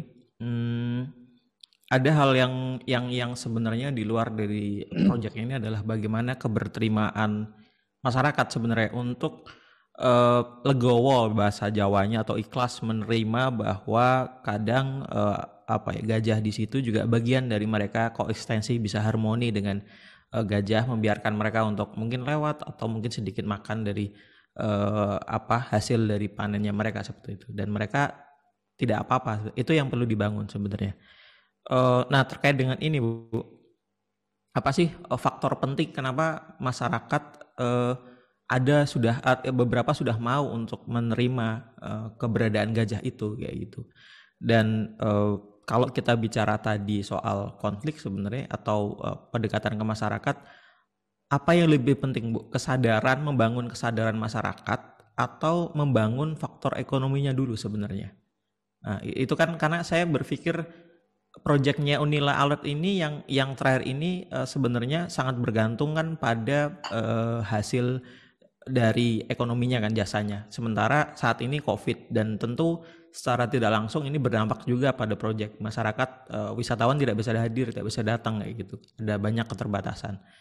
Nah, ini masyarakat juga ternyata tanpa itu pun saya yakin mereka sudah mau untuk sadar terkait dengan pemahaman mereka soal gajah kayak itu. Nah, itu apa sebenarnya yang jadi penting di situ? Itu Bu. Nah, mungkin kita ke Kang Nanu dulu, Kang. Monggo, Kang, sebelum kita ke pertanyaan teman-teman yang lain. Siap. Habis itu Bu Eli untuk memberikan ini pandangan tadi. Pertanyaan yang tadi ya, Mas Yuda ya. Ya, kalau dari saya sih, ekonomi memang penting, tapi juga pelibatan itu perlu pemahaman, perlu pengetahuan dari masyarakat tentang, atau perlu sehingga mereka bisa peduli ya. Mereka nggak tahu, pasti mereka nggak peduli gitu. Ekonomi memang penting banget untuk ditumbuhkan. Kalau memang bisa dua-duanya seiring sejalan itu lebih bagus gitu. Pengalaman kami selama 3 tahun setelah kita melakukan beberapa kegiatan sosialisasi, ternyata banyak juga yang memang belum mengetahui badak di Waikambas itu. Bahkan dia sempat bertanya-tanya, bentuknya seperti apa gitu kan. Bagaimana kami bisa melindungi badak kalau kami tidak mengetahui bentuknya seperti apa. Kalau gajah kan ya seperti Bu Eli sampaikan gitu, di beberapa tempat dari mulai Ragunan 6 sampai ke Braja Kencana itu kan sering keluar tuh kalau lagi pas kondisinya mereka keluar dari kawasan gitu. Oh, tuh gajah tuh. Tapi mungkin persepsinya adalah gajah itu malah jadi hama buat beberapa masyarakat karena merusak sawah gitu. Beda dengan badak ya, kalau menarik gitu. Makanya di programnya PKN kita mencoba untuk memberikan sosialisasi terus-menerus dari tingkat SD, kemudian di tingkat masyarakat melalui alim ulama, kemudian juga di tingkat pemerintahan desa ya. Yang lebih penting banget adalah bagaimana pendampingan di kelompok. Pengalaman kami ketika di Laboratorium 6 itu ada beberapa 2 kali regenerasi. Pergantian hampir total lah, bisa dikatakan 80-90% anggota kelompoknya. Demikian juga di Braja Luhur. Jadi kalau kami kembali, kalau kata senior kami di APK, ya kalau kita cuma ngikutin proyek doang, mungkin hasilnya nggak seperti ini gitu. Tapi kita mencoba, kita nggak bisa menutup mata menutup telinga, ini harus direformasi nih. Kalau mandok kayak gini, akhirnya alhamdulillah sekarang di Laboratorium 6 masih, kemarin saya kontak, dia masih fokus dengan kontrak dengan teman-teman balai melalui PKG itu yang memang butuh 1 bulannya itu 2 ton pupuk organik untuk tanaman restorasi pakan badak itu. Jadi kemarin 2 ton itu kan di-sharing antara Laboratorium 6, 7, dan 9. Jadi kita udah ada mereka udah ada tanda kontrak dengan teman-teman, khususnya teman-teman PLG ya, untuk memproduksi pupuk kompos. Sementara di satu sisi, teman-teman mereka juga ditagih oleh langganannya untuk pupuk-pupuk yang biasa diproduksi dalam kemasan, kayak pupuk kompos organik, kemudian sekam bakar, sekam fermentasi, kemudian juga kokopit. Nah, itu mereka juga ditagih, dan karena memang prioritasnya bagaimana supaya tidak kena penalti, ya mereka prioritas bagaimana memproduksi dulu yang 2 ton. Kalau Sukarahayu juga sama seperti itu. Jadi memang menariknya banyak masyarakat ketika ada satu kelompok di desa itu maju, pasti mereka bertanya. Nah, itulah proses komunikasi. Ada satu keluarga dari alim ulama yang memang pelaku ilegal, saya tidak bisa mengatakan di forum ini, itu akhirnya malu gitu ketika memang keluarganya sebagai pelaku akhirnya didekati secara persuasif dan dinasihatin. Karena si ustadznya ini juga bagian dari kelompok yang memproduksi buletin lembar Waikambas, buletin Waikambas. Ini memang pembelajarannya agak menarik di beberapa tempat dan berbeda. Mungkin juga di Harjosari pasti berbeda. Itu memang dilihat nggak mungkin deh, tapi memang ternyata ada. Gitu ya Bu Eli ya. Gitu Mas Yuda. Terima kasih Kang. Ya, setiap desa memang berbeda ya karakteristiknya, makanya tadi Bu Eli bilang jangan cuman adopt langsung kayak gitu, tapi lihat dulu karakteristiknya seperti apa yang menjadi potensi lokal dari potensi yang kuat, paling kuat dari situ, dan kalau bisa lebih berbeda dari yang lain seperti itu kan, jangan disamakan semua. Oke, terima kasih Kang Nano. Satu lagi tambahan Mas Yuda. Gimana ya Kang? Tambahan berbeda itu harus dilihat dari perspektif yang besar ya, bukan misalkan dia kompos, saya harus ikan, harus ayam, bukan itu. Tapi juga ini harus secara general kita lihat berbeda. Karena kalau kita bicara dengan kembali ke masyarakat, itu kita harus bicara bagaimana memanusiakan manusia. Dan karakter manusia kan general tuh. Jadi kadang-kadang kelemahan teman-teman di lapangan adalah selalu membawa perasaan atau hati. Jadi kadang-kadang keberpihakan itu terjadi. Makanya peran koordinator dan program manajer itu mengingatkan supaya tidak berpihak. Harus kembali lagi ke netral. Yang kita dampingi ini adalah skupnya desa, bukan kelompok. Kita harus kembali kepada output yang memang ada di proposal. Begitu Bu Eli ya? Ya, jangan pakai hati. Wah, jangan sampai cinlok ya Bang ya. Masalahnya banyak yang pendamping cinlok nih. Jangan terlalu hanyut. Jangan baper. Ya, baper, oke.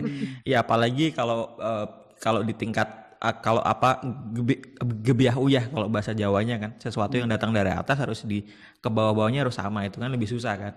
Memang karakteristik ini harus dibangun ya walaupun tadi berbedanya dalam tanda kutip. Oke, yang penting adalah memanusiakan manusia, sepakat Kang. Nah, Bu Eli, monggo. Ya, tadi pertanyaannya ada 2 ya, Mas Yuda ya. Betul. Mengapa mereka menerima gajah gitu ya? Betul, seperti itu pertama. Iya. Ya, tadinya memang pertama kali saya datang ke beberapa desa, karena sebetulnya kami tidak hanya datang di 2 desa itu, mereka biasanya tunjuk jari gitu, terus, Bu boleh nggak bunuh 1 gajah, Bu boleh bawa bunuh 2 gajah gitu. Saya bilang, nanti kalau 1 desa 1 gajah, 24 desa sudah 24 gajah satu itu. Buat yang kedua, betul, nanti temannya datang gitu. Nah, ini kami bercanda tapi supaya mereka tidak merasa, karena mereka tersakiti. Pada saat kami datang memang kondisinya mereka sangat tidak menerima. Kenapa aku harus dirusak rumahku? Kenapa aku harus dirusak kebunku? Kenapa aku harus diambil hasil panenku? Karena gajah ini pintar. 2 hari sebelum panen itu biasanya mereka sudah datang duluan memanen. Nah, bagaimana mereka bisa menerima gajah? Karena tadi kami bersama-sama dengan Balai Taman Nasional Waikambas memperkenalkan bahwa gajah ini sebuah daya tarik. Sebuah daya tarik. Masyarakat tuh kalau datang ke Lampung nyari apa sih? Pasti nyarinya gajah. Gitu. Tapi kami itu yang dirugikan. Ayo jangan dijadikan rugi, jadikan rugi. Makanya tadi masalah menjadi tantangan. Tantangannya apa nih sekarang? Jadikan gajah sebagai kendaraan kita untuk mendapatkan nilai ekonomi. Disitulah kemudian teman-teman ini membuat paket. Contoh yang paling simpel tadi, di Labuan Ratu 7 ada jungle trek, Mas. Jungle trek itu berjalan 2 kilo itu biasanya tamu ya kependekan, masih kurang panjang. Kenapa? Mereka melihat ini loh plesetan gajah. Plesetan gajah itu sebetulnya gajah ketika masuk ke desa, turun kakinya terpeleset. Jadi ada bekasnya. Kemudian ini loh kotoran gajah. Kemudian ketika mereka berjalan, mereka melihat gajah di kawasan yang sedang dikembara pada siang hari atau pada pagi hari. Dan mereka melihat, wow, karena beda sekali melihat gajah ketika di dalam taman satwa atau di kebun binatang dengan melihat gajah di habitat alaminya. Itu menjadi sebuah kepuasan yang sensasi yang diperoleh oleh masyarakat. Kemudian juga di Brajarjosari pernah dilakukan paket penghalauan gajah melihat. Artinya mereka melihat dari jauh, Mas, melihat bagaimana pada malam hari. Nah, di situ sebelum melihat penghalauan, sore kita melihat tadi sunset, ambil foto. Setelah itu kita bakar ikan. Setelah bakar ikan, mereka baru melihat jam 11 ke atas itu baru penghalauan. Jadi sebuah proses yang sangat menyenangkan bagi teman-teman yang sudah lelah di kota kemudian datang ke desa. Sehingga kenapa mereka menerima, ternyata gajah ini juga memberikan sebuah solusi ekonomi bagi masyarakat karena memberikan paketnya paling menarik itu, Mas. Paket yang banyak diminati oleh teman-teman bakar ikan sambil melihat sunset kemudian melihat penghalauan gajah. Kami sih berdoa moga-moga tidak ada gajah yang masuk, tetapi kalau ada gajah yang berusaha masuk ke pemukiman itu menjadi sebuah atraksi yang mereka bisa memberikan pemasukan. Kemudian tadi pengalihan ya Mas ya, pengalihan karena pandemi. Apa yang bisa dilakukan? Tadinya ada pembatasan, tapi kemudian betul-betul ditutup, tidak boleh. Kami pengalihannya adalah dengan cara virtual. Makanya tadi saya sampaikan di situ bahwa kami harus mendampingi mereka untuk melakukan pertemuan secara Zoom, menjadi guru, menjadi motivator, menjadi tutor bagi adik-adiknya. Ini kami arahannya masih ke anak-anak SMA.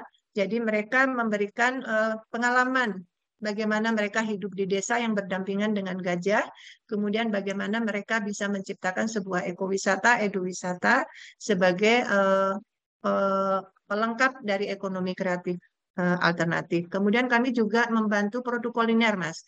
Jadi selama tutup sama sekali, kami membantu penjualan produk kuliner.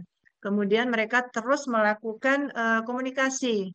Seperti di Braja Harjosari itu sudah mendapatkan kerjasama dengan Lacrosse University, Southern Coast University dari Australia yang minta nanti setiap tahun akan mendatangkan siswanya di sana. Dan sekarang sebagai keberlanjutannya, mereka membuat kampung Inggris di Dusun 8. Di Dusun 7 ya. Dusun 7, Dusun Bali ya, di kampung Bali itu mereka akan mengajarkan bahasa Inggris dari anak kecil sampai orang tua. Sehingga salah satu universitas di Australia memberikan bantuan WiFi di sana. Demikian juga di Labuan Ratu 7, mereka melakukan penguatan destinasi. Jadi selama pandemi itu mereka menguatkan, berharap, punya harapan bahwa suatu saat pandemi akan berakhir dan wisata dibuka kembali. Seperti itu, Mas. Oke, terima kasih Bu. Nah ini ada pertanyaan, ini ditujukan ke Bu Eli, tapi sebenarnya konteks ini juga ditujukan juga ke Kang Nano. Kang Nano nanti bisa menambahkan.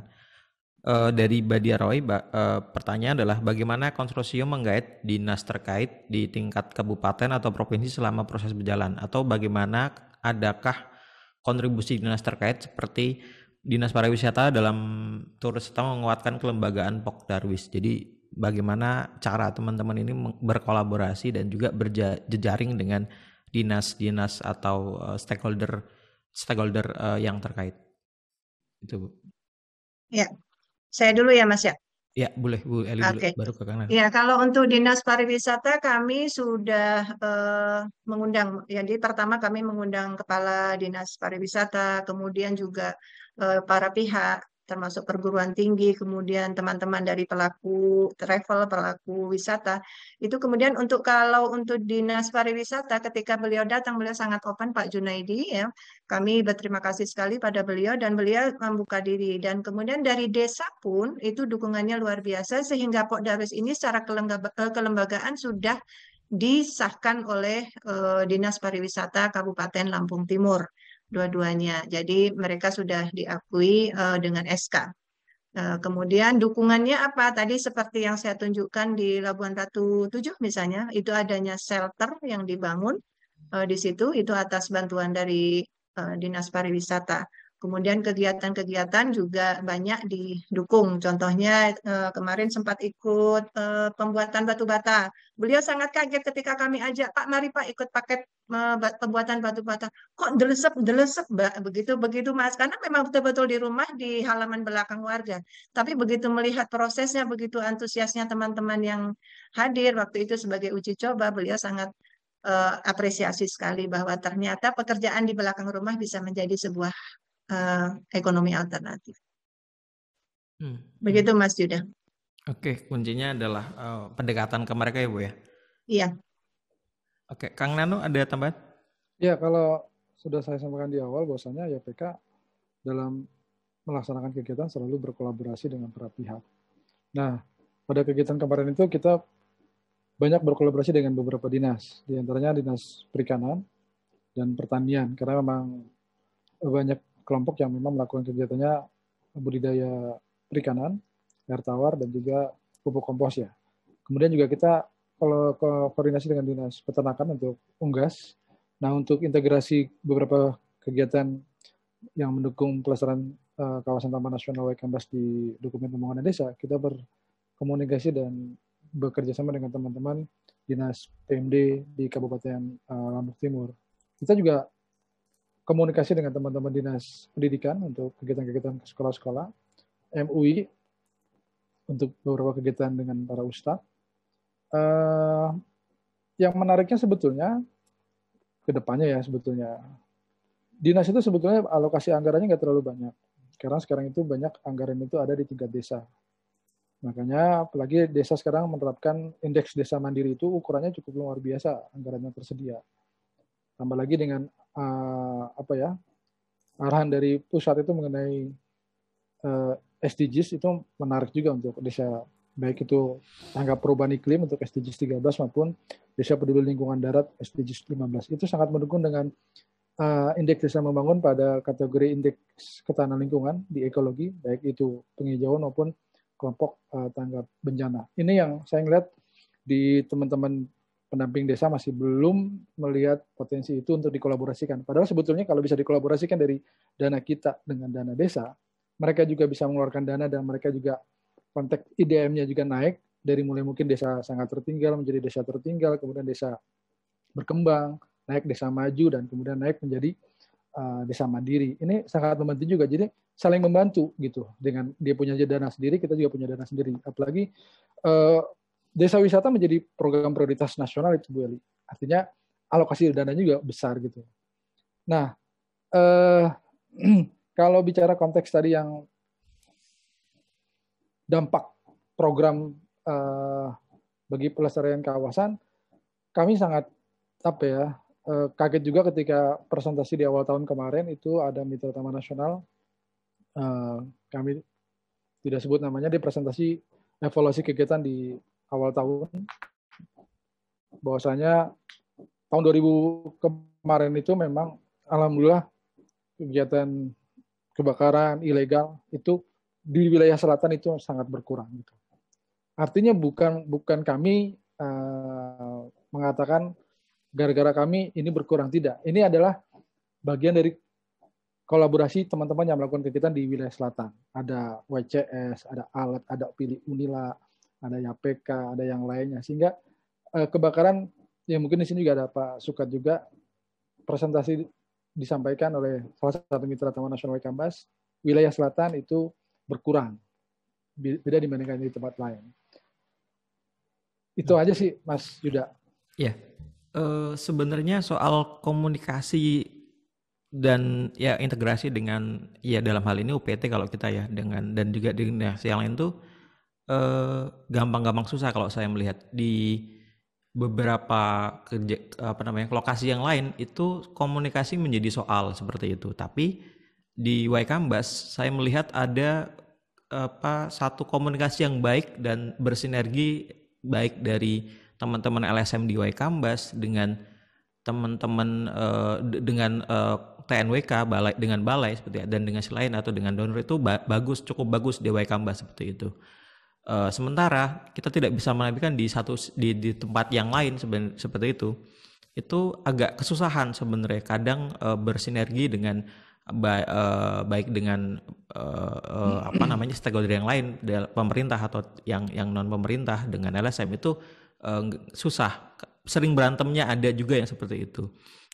Apa sih sebenarnya resepnya kayak gitu? Bisa berhubungan baik dengan stakeholder dan ada sebuah forum yang bisa diinisiasi di situ, apa sebenarnya resepnya? Kalau mungkin dari Bu Eli dan Kang Nano, mungkin ini kalau dari teman-teman cukup gitu aja. Cuman kadang di tempat yang lain itu bisa menjadi sebuah pembelajaran karena belum tentu di tempat lain itu juga punya frekuensi yang sama, punya kadang masalahnya justru malah soal komunikasi dulu nih sebelum ke yang lain kayak gitu. Nah itu penting. Nah itu apa sih sebenarnya kalau melihat ditelusur lebih jauh sebenarnya apa sih sebenarnya yang menyebabkan komunikasi itu lancar seperti itu? Adakah tips-tips khusus misalkan Bu Eli setiap Sabtu Minggu kontak-kontakan dengan kepala balai atau ada sesi apa seperti itu? Nah itu boleh diceritakan nggak Bu? Dan Kang Nanu. Ini Bu Eli dulu atau saya? Kang Nanu dulu lah.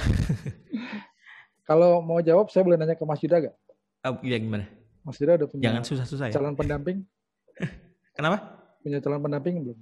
Oh, waduh. Gimana Kang, gimana? Ya kalau punya kan bagaimana supaya langgeng? Artinya kan pertanyaannya tendensius itu. Aduh, mohon maaf Mas Amin. Bahaya nih. Nggak, saya mencoba menganalogikakan bahwa ketika kita berkomunikasi dengan para pihak, ego itu harus kita redup, terutama ego lembaga. Jadi ketika kita ngebangun kolaborasi, komunikasi dengan para pihak, udahlah, ego itu taruh dulu di belakang. Yang penting visi bersama itu yang kita nomor satukan. Kalau masing-masing di Waikambas itu ego jadi nomor satu, kan saya tanya Bu Eli, mungkin saya sama Bu Eli juga cebetut-cebetut kali gitu. Tapi karena kita coba ego kita turunkan dulu, yuk kita berpikir untuk kebersamaan kita apa nih, untuk visinya membantu pelestarian kawasan Taman Nasional. Tadi mohon maaf Mas Yuda, masalah itu sebetulnya prinsip dalam berkomunikasi adalah supaya kita langgeng, egonya masing-masing kita turunin. Kita harus bisa memanusiakan manusia. Teman kita tuh manusia, kita juga manusia. Mereka butuh ego, mereka butuh dihargai, kita juga butuh dihargai. Tapi kalau kita tidak menghargai dia, ya kita juga tidak dihargai. Pertemuan-pertemuan itu sebetulnya bagian dari formalitas saja. Tapi kalau setiap pertemuan itu masih selalu ada ego, saya yakin pertemuan itu akan garing. Bu Eli yang bisa mengemas dengan baik bahasanya nih. Silakan. Oke.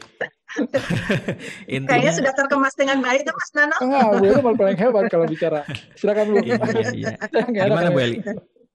Ya kalau kami sih sebetulnya tidak ada Mas, tidak ada pertemuan khusus, tidak ada ini. Tapi kami selalu berkomunikasi itu secara informal, betul kata Mas Nano, dan mungkin tidak tendensius ya Pak sama dia. Jadi sebetulnya komunikasi ketika kita melakukan itu duduk bersama sebagai sebuah kemitraan, artinya kita duduk sama rendah berdiri sama tinggi. Dengan demikian juga dengan Balai Taman Nasional Waikambas ini, ketika kami berkegiatan, bahkan walaupun kegiatan di konsorsium Unila Alert ini lebih banyak ke Pok Darwis, tapi teman-teman misalnya dari KTH itu datang hadir, teman-teman kepala resort itu luar biasa mendukung, datang hadir. Kemudian Bapak Kepala Balai ikut memberikan support. Dan ketika itu yang paling menarik adalah Mas Yuda. Dulu teman-teman desa ini takut masuk kantor balai ya Mas Nano ya. Yeah. Itu takut karena aduh seolah-olah ini bukan temanku. Sekarang Mas kadang-kadang foto, Bu aku lagi di kantor balai, sudah dengan sangat menyenangkan. Artinya ada sebuah komunikasi yang terbangun, ada sebuah kemitraan bahwa mereka tidak menjadi sebuah bagian yang terpisah. Masyarakat ini menjadi bagian yang menyatu. Taman Nasional Waikambas adalah pemangku wilayah, ini menurut pendapat saya. Kemudian masyarakat ini adalah supporter yang sebetulnya juga menjadi bagian dari wilayah itu, tapi di sisi luar ya, Mas Nano ya. Sehingga tanpa masyarakat pun mungkin kita juga kewalahan karena masyarakat ikut membantu kok. Misalnya dan melalui masyarakat mitra Polhut itu menjaga tiap malam. Saya kebetulan masuk di grupnya itu, Mas. Itu tiap malam namanya informasi gajah, di mana itu mereka saling bersinergi. Saya luar biasa, saya senang sekali dengan komunikasi yang terbangun dengan sangat simpel menggunakan WhatsApp gitu. Kemudian jadi kami tidak harus melakukan pertemuan yang rutin, tapi kadang-kadang kami ketika main, Mas Nano, saya main ke tempat Mas Nano, di desanya Mas Nano juga ke tempat saya, itu saling bersinergi. Kami duduk tadi membuang ego lah. Kita sama-sama di situ sama-sama mau cari seneng gitu aja. Kemudian kalau misalnya kok bisa, ya bisa karena mereka juga ternyata lebih indah kalau bekerja bareng gitu. Kalau saya bahasa Jawanya guyup Mas.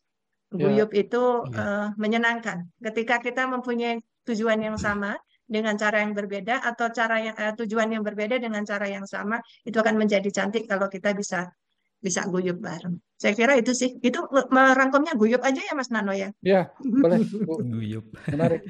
Oke, Ini ada pertanyaan lagi, saya bacakan. Ini dari Pak Lutfi dari BPTNBS Lampung. Assalamualaikum, izin bertanya bagaimana keterkaitan kolaborasi antara Dinas Pariwisata dengan Pokdarwis, karena setahu saya selama ini BTNWK dengan Dinas Pariwisata BTNWK dengan Dinas Pariwisata sebagai pengelola kepariwisataan. Maksudnya ini gimana ya? BTNWK dengan pariwisata itu sama-sama bagi perannya seperti apa sih sebenarnya, seperti itu sih. Dan bagaimana kolaborasi Dinas Pariwisata dengan Pokdarwis kayak gitu. Kalau untuk ini case-nya adalah case yang di sekitar Taman Nasional ya atau kawasan konservasi kayak gitu. Karena kalau di luar itu mungkin Dinas Pariwisata bisa langsung kolaborasi dengan masyarakat atau Pokdarwis di sana. Cuman ini kan ada kaitannya dengan Taman Nasional atau kawasan konservasi yang lain. Nah, ini gimana, Bu? Dan ya, ini Bu Eli seperti itu. Nah, kalau Kang Nano sebenarnya Kang, kita waktu itu bicara soal sustainability dari program ini seperti apa atau exit strategi seperti apa.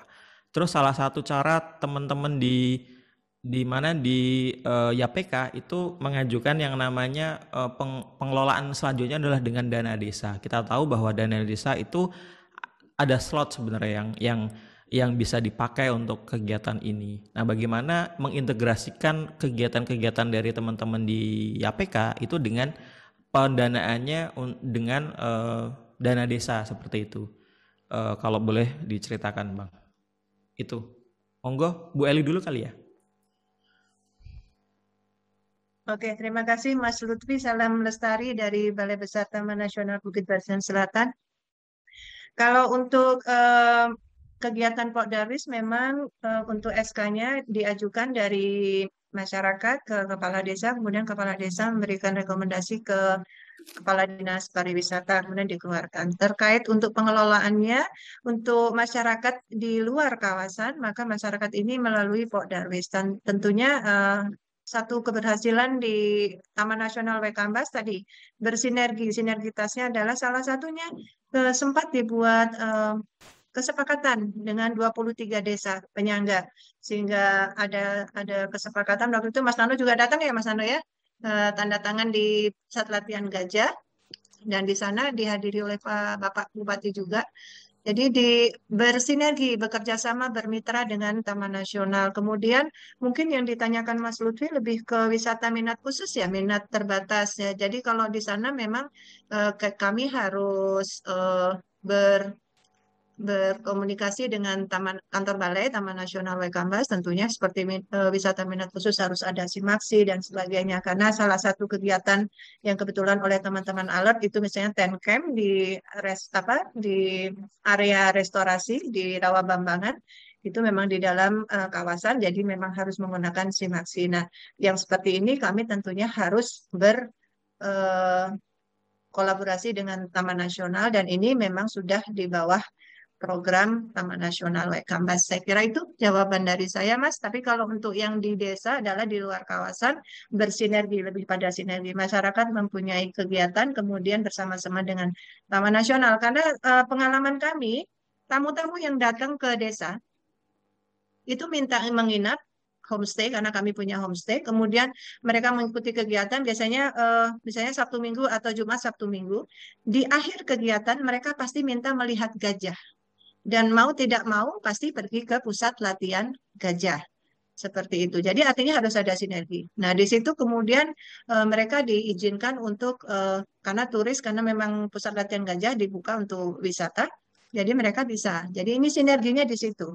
Kemudian kalau, atau dibalik, masyarakat masuk ke PLG, kemudian baru pulangnya main ke desa. Baik hanya memetik jambu terus pulang kalau dia PP, atau memetik buah naga, atau memetik jeruk, itu tergantung dari keinginan mereka apa. Itu biasanya ditawarkan oleh teman-teman dari desa. Jadi saya kira itu dari saya, Mas Yuda. Terima kasih, Bu Eli. Kang Nano? Ya, kalau tadi bicara mengenai keberlanjutan, Mas Yuda ya, dan arahnya adalah kita berharap dari dana desa, sebetulnya kalau dalam regulasi desa memang sangat memungkinkan. Desa dengan alokasi budget cukup besar saat ini. Kemudian prioritas dari Kementerian Desa adalah peningkatan indeks desa membangun, ada 54 kategori, baik itu di bidang